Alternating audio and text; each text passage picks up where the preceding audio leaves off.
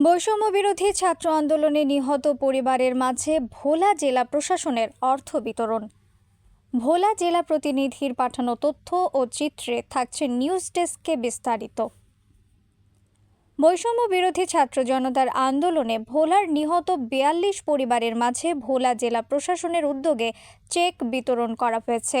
সোমবার ভোলা জেলা প্রশাসন সম্মেলনে শাসক আজাদ জাহান নিহত পরিবারের মাঝে ১০,০০০ টাকার চেক তুলে দেন। এ সময় বিশেষ অতিথি হিসেবে উপস্থিত ছিলেন ভোলা পুলিশ সুপার মোহাম্মদ শরীফুল হক।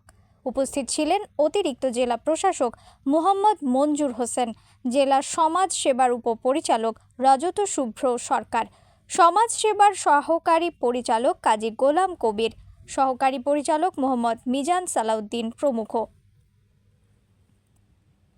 বৈষম্য বিরোধী ছাত্র আন্দোলনের শহীদ পরিবারের মাঝে ভোলা জেলা প্রশাসন ও সমাজ সেবা অধিদপ্তরের যৌথ উদ্যোগে এই চেক বিতরণ করা হয়।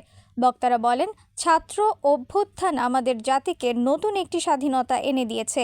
এই অর্জনের পিছনে বহু মানুষ জীবন হারিয়েছে। অনেক পরিবার তাদের উপার্জনক্ষম একমাত্র ব্যক্তিটিকে হারিয়েছে। যাদের আত্মত্যাগে আমরা নতুন স্বাধীনতা পেয়েছি, তাদের আমরা ভুলতে চাই না, তাদের পরিবারের পাশে থাকতে চাই। এ সময় ভোলায় বৈষম্য বিরোধী ছাত্র আন্দোলনে অংশ নেওয়া শিক্ষার্থীরা উপস্থিত ছিলেন। নিউজ ডেস্ক, রিফাত আরা ইসলাম, সময়ের চিত্র।